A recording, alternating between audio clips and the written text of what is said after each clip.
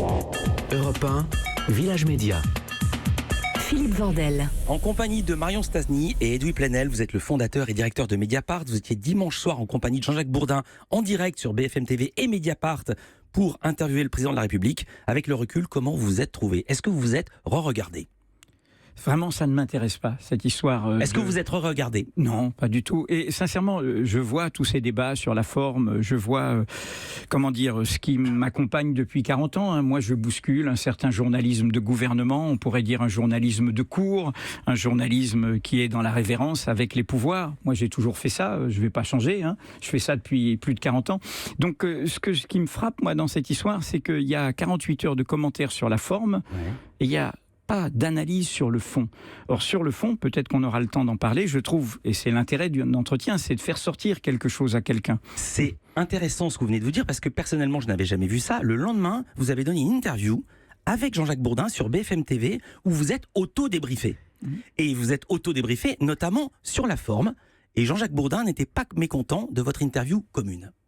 Ma fierté, la seule et unique, c'est au moins d'avoir cassé les codes de l'interview politique. On a tourné clairement une page, on ne pourra plus faire une interview politique de la même manière. Plus jamais. Et toutes les critiques de mes confrères.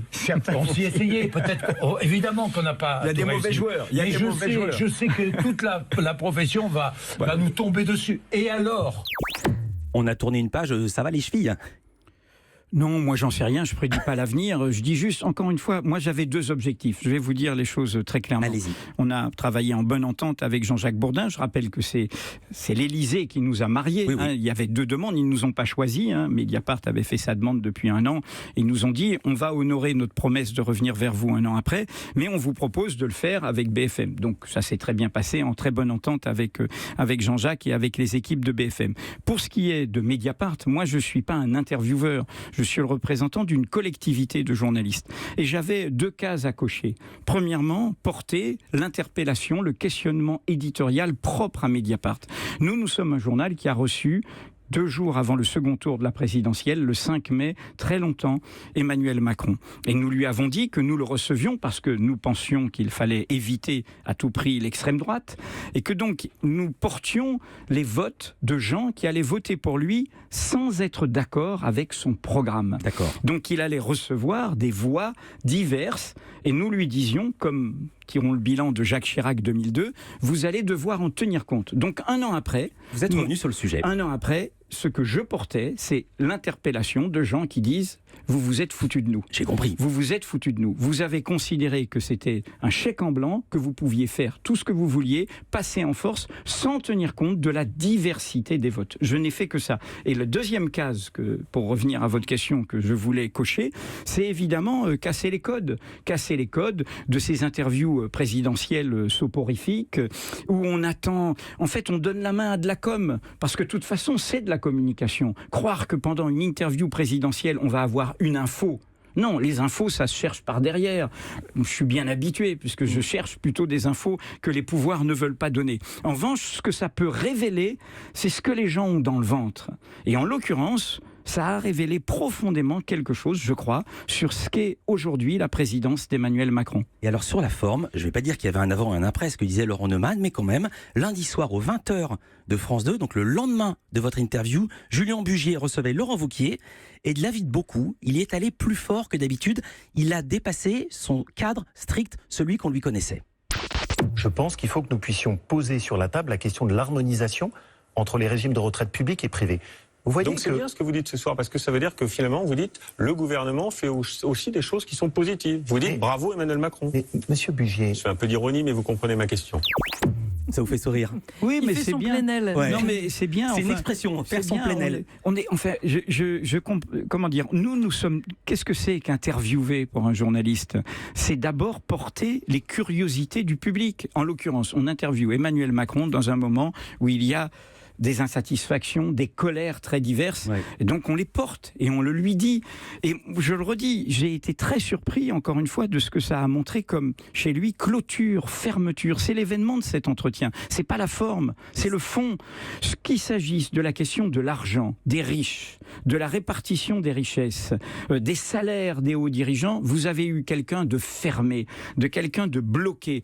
Et deuxièmement, qu'il s'agisse de la question de la jeunesse, qu'il s'agisse de la question des audaces de la jeunesse, de Notre-Dame-des-Landes, des universités, vous avez eu quelqu'un de crispé sur l'ordre. Moi, j'ai été surpris par la découverte, Macron président, d'un très vieux monde, du côté des puissances d'argent et du côté de l'ordre vertical. Alors, vos confrères, eux, n'ont pas été convaincus et ils n'ont pas été tendres avec vous, avec l'exercice. Lesquels confrères? Oh là là, on a fait un florilège parce que sinon, on rendait l'antenne à midi. Macron a eu un formidable faire-valoir avec les Louis Plenel. Lui, il est journaliste, encore que je suis même pas sûr. Là, en l'occurrence, il est plutôt intervieweur et il essaye d'être plutôt même pamphlétiste. On peut penser ce qu'on veut de Plenel, c'est un journalisme particulier, un policier, je veux dire un juge, enfin tout ce que vous voulez, et toujours un inquisiteur qui veut toujours tuer les gens, avoir des têtes au bout d'une pique. On a entendu Plenel qui se croyait apparemment dans une réunion du NPA ou dans un meeting dans une assemblée générale de Tolbiac. De toute façon, quand Plenel sourit, on a l'impression qu'il suce un citron. C'était Catherine Ney.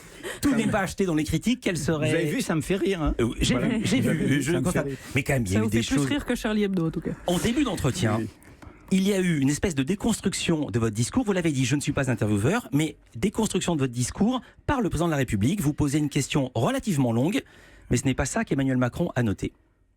Vous êtes trompé sur le nom de votre mouvement. Vous auriez dû l'appeler En Force. Et si vous avez récemment ajouté le mot « unir » dans votre communication, est-ce que ce n'est pas parce que vous prenez soudain conscience que vous avez divisé le pays au lieu de le rassembler? Est-ce une question ou un plaidoyer? Non, c'est une question. Elle a les tournures d'un plaidoyer. Mais comme je lui réponds après, puisque vous avez coupé, je lui dis il n'y a jamais de mauvaises questions. Oui. Il n'y a que de mauvaises réponses. Encore une fois, dès le démarrage de cet entretien, il montre qu'il n'est pas disposé à bouger d'un iota. Moi, je suis là pour lui dire il y a des mécontentements. Et il y a des gens qui disent vous divisez le pays. Donc soit il s'appuie là-dessus pour parler à ces gens, soit il ne leur parle pas. En voulant déconstruire la question, le problème n'est pas moi. Le problème, c'est que lui, du coup, ne parle à personne d'autre qu'aux convaincus.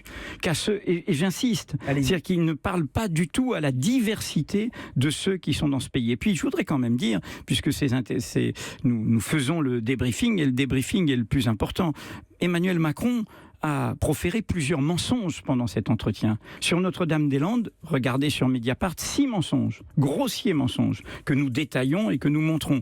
Sur Kering et l'évasion fiscale du groupe Pinault, il a menti, puisque le groupe Kering lui-même l'a contredit. Et puis je pourrais donner un autre exemple sur les migrants. D'ailleurs, ça a été fait dans le check tout de suite par tous les spécialistes des migrants. Quand je lui dis les demandeurs d'asile et votre propre majorité est inquiète, ils vont devoir être devant un écran, ça va être déshumanisant. Il a menti. C'est-à-dire que quand même, le vrai travail journalistique, c'est pas de savoir si j'avais besoin d'avoir une cravate ou de dire Monsieur le Président, ou si je suis un gauchiste ou un journaliste.